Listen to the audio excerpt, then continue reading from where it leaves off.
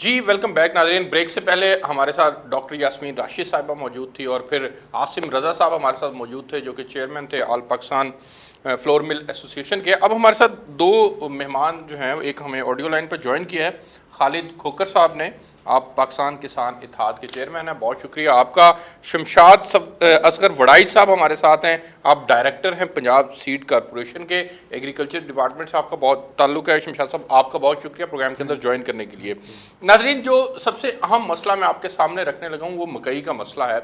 हमारा जो पंजाब है वो इसका जो मेजर शेयर है, मैं पहले तो जीडीपी का बता दूं कि हमारे यहाँ डायरेक्टली 20 से 21% ज़राअत से हम लेते हैं, ये जीडीपी का शेयर है।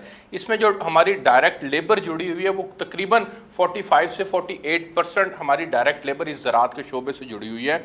और जो हमारी टोटल एक्सपोर्ट्स हैं उसमें से तकरीबन 80% जो शेयर है वो उन चीज़ों का है जो हमें ज़राअत से मिलती हैं। उसके अंदर सबसे अहम चीज़ जो है वो हमारी कपास की फसल भी है, चावल की फसल है, ये हमें ज़राअत से मिलते हैं, आम हमें मिलता है और दीगर अशिया भी हैं। हमारे यहाँ जो टोटल रकबा है वो तकरीबन 57% रकबा है, ये हम टोटल काश्त करते हैं। और इसमें पंजाब का जो कपास के अतबार से शेयर है वो 83% है, अकेला पंजाब में ये प्रोड्यूस होता है। गंदम 80% तकरीबन प्रोड्यूस होती है, चावल तकरीबन 95 से 97% यहाँ पंजाब में प्रोड्यूस होता है। इसी तरह से गन्ना है जो 50 से 55% जो है वो यहाँ पर पंजाब के अंदर प्रोड्यूस होता है। इसी तरह से एक और अहम फसल है, उसका नाम है मकई।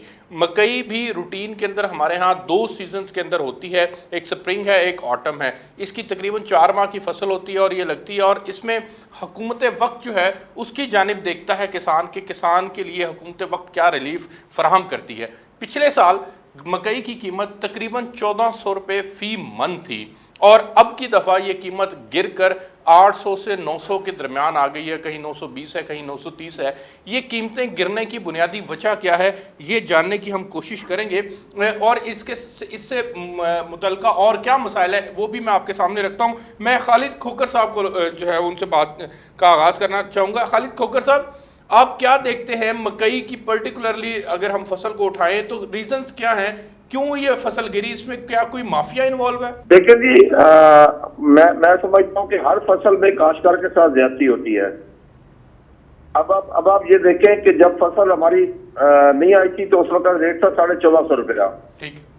जब फसल आई है काश्तकार के तो उसका रेट 850 रुपए हो गया। क्या फीड मिलों वालों ने क्या फीड का रेट कम किया? ये चीज देखने वाली है। मैं चाहूंगा कि इसका कोई फॉरेंसिक ऑडिट होना चाहिए पिछले 5-6 साल का कि मेज का रेट क्या रहा है और फीड का रेट क्या रहा है। देखिए ना, हमारे मुल्क में सबसे ज्यादा नुकसान होता है वो काश्तकार को होता है और एंड कंज्यूमर को होता है। जिस तरह हमने अभी आपके सामने गंदम बेची 1400 रुपए मन, और इस वक्त जो एंड कंज्यूमर आम शहरी है उसको वो गंदम 1800 से 2000-2100 रुपए मिल रही है। ठीक है जी, काश्तकार से जबरदस्ती उठाई गई है। अच्छा, अभी आपके सामने जब काश्तकार से मेज मकई खरीदी जा रही है तो 850 रुपए उसको रेट मिल रहा है, लेकिन यही कुछ दिनों बाद ये रेट आ जाएगा 1500 रुपए पे। अच्छा, यानी काश्तकार और एंड कंज्यूमर यहाँ पे आम शहरी ये दोनों नुकसान में है। और आज आप ये देखें कि इस वक्त काश्तकार को 2 नंबर बीज भी मिल रहा है मेज का। फेडरल सीड सर्टिफिकेशन बिल्कुल कोई काम नहीं कर रही, बिल्कुल मैं वाजे कहूंगा। ठीक, कोई कंट्रोल नहीं है इनका बिल्कुल ही उस पर। अच्छा सर, और जी आप मैं आपको अच्छा दूसरी बात यह है कि सीड ब्लैक हो रहा है। उस पर कंट्रोल हुकूमत ने करना है, काश्तकार ने नहीं करना। यानी 7 वाला बैग 12-12 हजार रुपए तक चला जाता है, कोई पूछने वाला नहीं है, कोई हुकूमती रेट नहीं है, कोई रियासत की रेट नहीं है। हत्ता कि जेबी किस्म की यहाँ पे टास्क फोर्स बना दी जाती है पंजाब में, और वो शरेआम वो किसी लोगों के सामने है कि जो कुछ हुआ है पंजाब में। अभी जो पिछले दिनों में जो टास्क फोर्स दवाई बनाई थी, मिनिस्टर साहब ने आके अपने वीडियो जारी की कि मैं प्राइवेट टास्क फोर्स बना रहा हूँ। ठीक, दुनिया में कोई ऐसी मिसाल नहीं मिलती, दुनिया में ऐसी मिसाल कोई नहीं बनती कि कोई एक सूबाई वजीर आके अपनी वीडियो जारी करे कि वो मैं जी एक कॉटन टास्क फोर्स बना रहा हूँ, उसका सरबराह फलां होगा और उसके नीचे सीड कंपनियां, फर्टिलाइजर कंपनियां, fertiliser dealer, seed dealer, pesticide dealer, pesticide company उसके नीचे काम करेंगे और पेस्ट मार्केटिंग डिपार्टमेंट और एक्सटेंशन डिपार्टमेंट काम करेगा। यानी ये तो रणजीत सिंह से भी काम आगे चला गया। रणजीत सिंह ने भी ये काम नहीं किया था। आज देखे ना, आज मैं एज ए काश्तकार मैं शर्मिंदा हूँ बहुत ज्यादा अपनी कौम से कि आज हम ज़रूरी मुल्क होने के नाते हम गंदम बाहर से इम्पोर्ट कर रहे हैं। बिल्कुल ठीक है। खालिद खोकर साहब, मकई की कीमतों के कम होने की वजह आप क्या देखते हैं? इसमें जो जी, बता- जो लेकिन जो वो जो सब समझ लोग में हैं, फील्ड में जो मैंने रिसर्च की है उसमें मैं आपके सामने रखता हूं, फिर हम शमशाद साहब से भी बात करेंगे। पिछले सालों तक तकरीबन 8 लाख एकड़ रकबा जो था वो काश्त होता था मकई को लेकर के। इस दफा वो 20 से 25% इंक्रीज कर गया, 10.5 लाख के करीब रकबा जो है वो काश्त हुआ है। और फिर सबसे बढ़कर कि इस दफा बम्पर क्रॉप हुई है, जहां पहले 100 मन निकलता था अब की दफा 120 और 130 मन के करीब निकला है। ये डिमांड जो थी वो वहीं पे खड़ी थी, सप्लाई बढ़ गई, ये भी तो एक रीजन हो सकती है। खालिद खोखर साहब, क्या ये रीजन आप नहीं देखते? नहीं, देखिए मैं आपको अर्ज करूं, वो तो आप मुझे एक चीज बताएं कि आप मिनिस्टर पंजाब एग्रीकल्चर के स्टेटमेंट ले रहे, वो तो कहता है कि 1 मिलियन मैट्रिक टन गंदम ज्यादा हुई है, फिर उसका रेट क्यों बढ़ा है? वो तो गलत पॉलिसी की वजह से बढ़ा ना। अभी ब्रेक से पहले मेरे साथ आसिम खालिद खोखर साहब, ब्रेक से पहले मेरे साथ आसिम रजा साहब थे।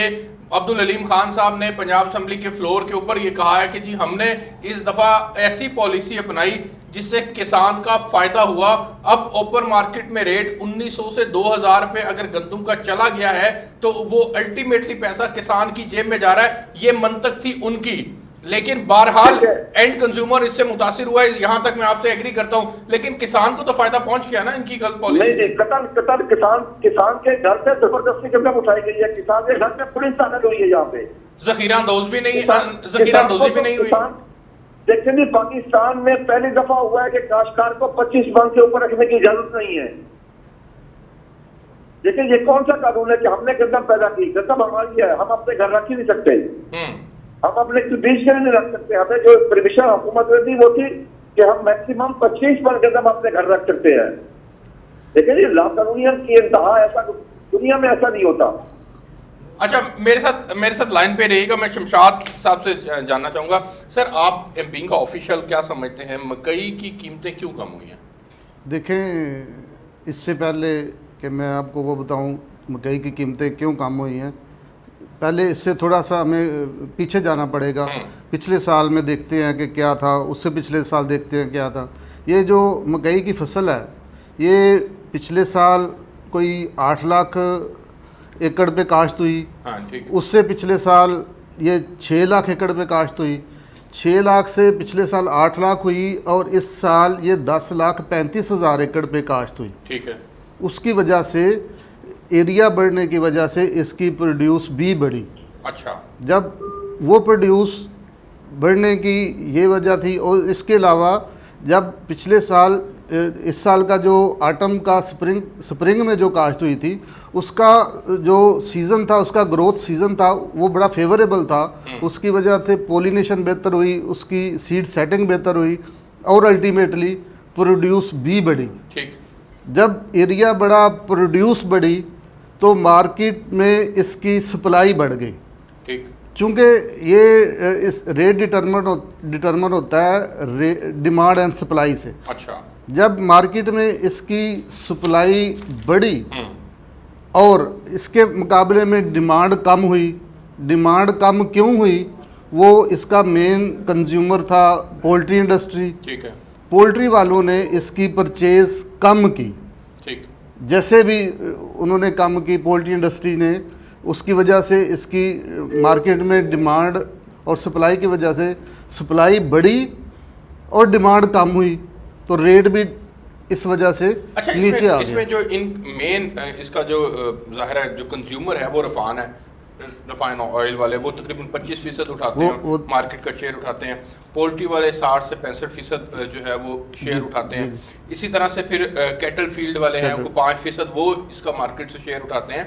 तो इन तीनों ने आप जिसमें जो मेजर शेयर देखते हैं वो 60 से 65% है फीड मिल का। वो फीड मिल का शेयर क्यों कम हुआ, उसके पीछे रीजन क्या देखते हैं? उनकी मोनोपोली है, क्योंकि वो इन्वेस्टर भी तो बहुत बड़े हैं ना, बहुत बड़े पैसा इन्वेस्ट करते हैं। हालांकि आगे जो मुर्गी का रेट है वो तो बहुत ज्यादा हो गया है, मुर्गी का रेट ज्यादा है, फीड मिल के अंदर जो है वो आके मकई जब खरीदने जाते हैं तो वो कम करें। इट मीन्स कि उनकी मोनोपोली है, कार्टेल है, और उस कार्टेल को आप बेनकाब नहीं कर सके। देखें, इसमें ये है कि पोल्ट्री इंडस्ट्री वाले, उनकी जो कोरोना की वजह से, लॉकडाउन की वजह से मुर्गी की आगे जो प्रोडक्शन है, उनकी आगे कंजम्पशन है वो कम हुई। उन्होंने प्रोडक्शन कम कर दी, ब्रायलर की गोश्त की कंजम्पशन प्रोडक्शन कम की। जब उन्होंने उसकी प्रोडक्शन ब्रायलर की कम की, तो उनकी फीड की जो ज़रूरत थी वो भी कम हो गई। अच्छा, उन्होंने इस वजह से मार्केट से कम ख़रीदा।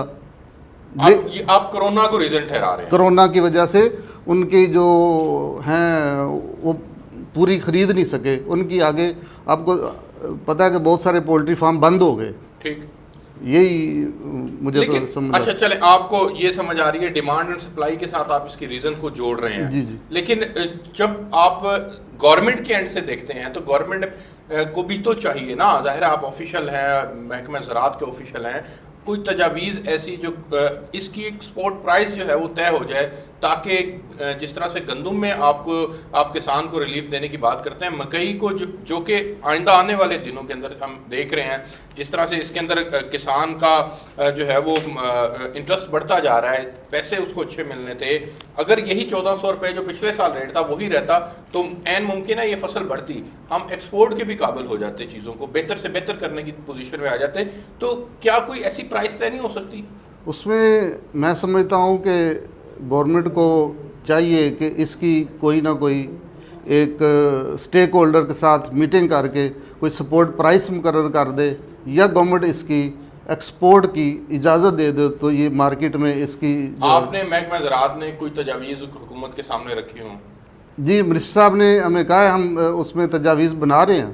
मिनिस्टर साहब इसमें बड़ा इसको टेकअप किया हुआ है, तो इसमें महकमा ज़राअत अपनी इनपुट्स तैयार कर रहा है, वो बहुत ही जल्द पहुँचा दी जाएंगी ऑफिशियल्स को, बहुत ही जल्द उस ऑफिशियल्स को पहुँचा दी जाएंगी। नाज़रीन, मकई एक इंतहाई अहम फसल है और इस अहम फसल को ज़ाहिर है हुकूमत को देखना भी होगा। हुकूमत अगर इसके लिए कोई रकम तय कर देती है तो फिर ज़ाहिर है इसके फिर उस तरह से किसान को भी सिक्योरिटी मिल जाएगी कि जी अगर हम अपनी फसल लगाएंगे तो उस फसल का मेजर शेयर हमें जो है वो मार्केट से ना भी अगर हमें मिले तो हुकूमत की जानिब से हमें मिल जाएगा, और फिर ये डिमांड और सप्लाई का मामला भी ख़त्म हो जाएगा और हुकूमत इसके ऊपर R&D को भी बेहतर कर सकती है।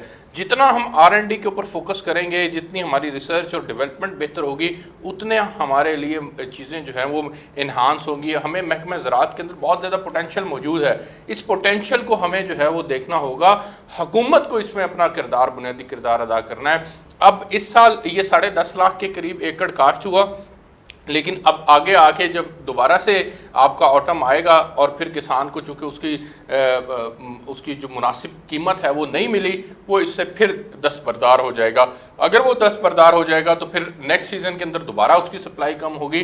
तो ये मसाइल किसान के साथ होते रहेंगे। हुकूमत से गुजारिश है कि वो किसान को इन मसाइल से बाहर निकाले। अब तक के लिए इस प्रोग्राम से इतना ही। आपसे नेक्स्ट वीक एक नए प्रोग्राम के अंदर मुलाकात होगी, तब तक के लिए इजाज़त दीजिए। अल्लाह हाफिज़।